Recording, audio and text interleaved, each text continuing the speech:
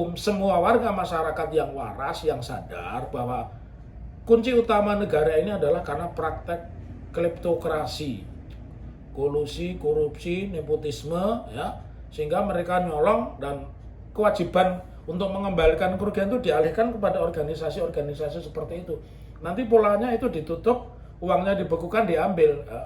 Dan yang kedua, mereka polanya hal-hal yang berurusan dengan pajak, pungutan, misalnya aplikasi My Pertamina, ya, itu kan semua orang pasti menggunakan. Belum menonton tayangan ini, jangan lupa untuk subscribe, like, dan komen, terus share.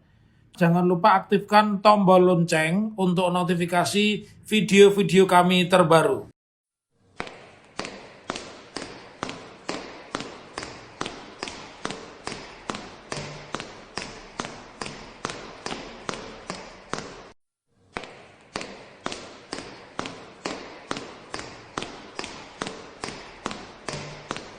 Assalamualaikum warahmatullahi wabarakatuh. Ketemu kembali di channel yang cerdas, jernih, jujur, dan pemberani. Kali ini kita membahas penutupan pondok pesantren dan terutama adalah pencabutan izin Menteri Sosial terhadap lembaga nirlaba, aksi cepat tanggap yang notabene sudah punya banyak aktivitas dan dirasakan oleh masyarakat Indonesia juga masyarakat global, ya. Saya ingin luruskan dulu sebelum ke sana. Saya ingin sampaikan, saya turut berduka cita atas meninggalnya Brigadir Joshua yang meninggalnya di Komplek Polri Duren 3. Ini sesuatu yang sangat menyedihkan, ya. Semoga kasus ini diusut tuntas dan saya akan dukung keluarga Brigadir Polisi Joshua untuk mendapatkan keadilan.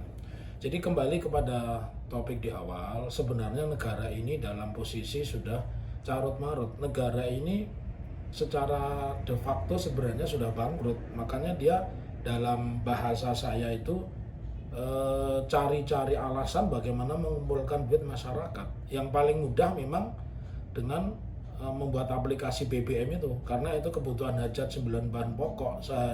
Sehari saja mereka bisa mengumpulkan uang ratusan miliar, ya, dengan cara aplikasi itu. Nah sekarang karena kondisi kas negara ini kosong, ya, terbukti apa itu haji tambahan kuota 10.000 tidak bisa memberangkatkan, dan ketika mereka mengatakan dana ada, tiba-tiba haji meminta tambahan operasional 1,5 triliun, itu pun disetujui oleh DPR, ya. Jadi kembali kepada topik ACT, tidak ada alasan sebenarnya untuk membubarkan ACT atau mencurigai ACT karena ini bukan duitnya negara. Yang lebih penting itu sebenarnya yang menyebabkan terpuruknya ekonomi kita itu bukan ACT, bukan FPI, bukan HTI, tapi korupsi, ya. Nah, sekarang mereka ingin mengalihkan persoalan ini seolah carut marutnya bangsa ini karena kelompok-kelompok itu. Jadi kalau dalam bahasa saya ini, negara ini sekarang sedang mengembangkan yang disebut kleptokrasi, ya. Jadi nyolong, ya. Nyolong dengan cara memakai payung hukum, apapun namanya itu, memakai payung hukum seolah-olah itu sah, dan masyarakat digiring opini untuk sama-sama menyetujui stigma. Karena itu ketika orang dicap sebagai teroris, ya, orang dicap sebagai radikal, maka sudah selesai, dia sudah mati perdata. Dan itu sudah dicoba pertama kepada HTI, kemudian kepada FPI, dan sekarang kepada aksi cepat tanggap. Jadi tidak ada alasan hukum untuk membubarkan ACT, ya. Tetapi ini semata-mata karena persoalan negara ini sudah nggak punya uang. Jadi mereka mencari cara bagaimana dengan politik stigma sekaligus mengembangkan kleptokrasi, tetapi korbannya adalah kelompok-kelompok yang sebenarnya tidak ada sangkut pautnya dengan korupsi. Karena itu masyarakat jangan takut, ya, ketika ada tetangga kita, teman kita ditersangkakan sebagai teroris atau teman kita ditersangkakan sebagai radikal, itu harus dilawan. Karena kalau tidak dilawan, maka itu semacam legitimasi. Jadi di framing dulu, ini melanggar ini melanggar itu. Nanti negara itu pendekatannya kan sekarang kekuasaan. Nah, mestinya yang patut dipertanyakan itu adalah bagaimana pertanggungjawaban keuangan, ya, yang kita defisitnya sudah sangat luar biasa, dan kita bisa menoleh ke Asia Selatan, khususnya negara Sri Lanka.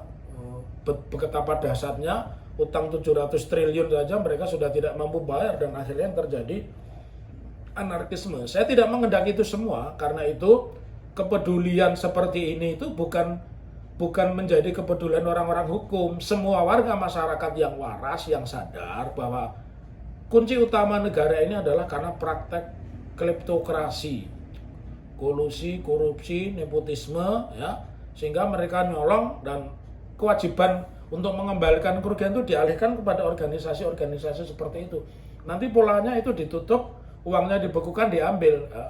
Dan yang kedua, mereka polanya hal-hal yang berurusan dengan pajak, pungutan, misalnya aplikasi My Pertamina, ya. Itu kan semua orang pasti menggunakan, mau tidak mau begitu, ya.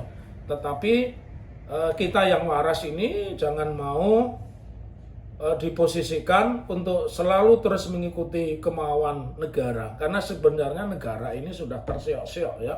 Lebih bagus sebenarnya negara ini kalau menyerah saja, kita sudah nggak bisa ngurus negara, ya. Oleh karena itu, bukti tidak bisa ngurus negara, ya, jabatan LBP Luhut Bin Sarpanjaitan itu begitu banyak. Itu bukan salah LBP, ya, tapi LBP memang diberi jabatan yang begitu besar karena yang lain nggak mampu gitu loh. Jadi terhadap ACT, ya, terhadap perkara-perkara yang lain yang dituduhkan termasuk stempel teroris, stempel radikal, ini harus dilawan. Karena kalau tidak dilawan, ini akan menjadi hegemoni negara. Dan inilah yang ada di dalam buku Terorisme Demokrasi, inilah yang disebut terorisme negara. Jadi negara menciptakan isu, negara menekan warga, dan semua orang yang ditekan akhirnya mati secara perdata. Dan celakanya partai-partai politik yang sudah dikooptasi itu juga tidak berani bersuara ketika urusannya dengan terorisme, dengan radikalisme. Padahal kunci utama negara ini adalah korupsinya. Demikian singkat, ya, padat. Mudah-mudahan ini mencerahkan dan bermanfaat. Tetaplah menjadi manusia yang cerdas, jernih, jujur, dan pemberani. Karena itu yang dibutuhkan Indonesia di masa datang. Indonesia bukan hanya di masa Pak Jokowi. Di waktu-waktu mendatang kita tetap Indonesia. Assalamualaikum warahmatullahi wabarakatuh.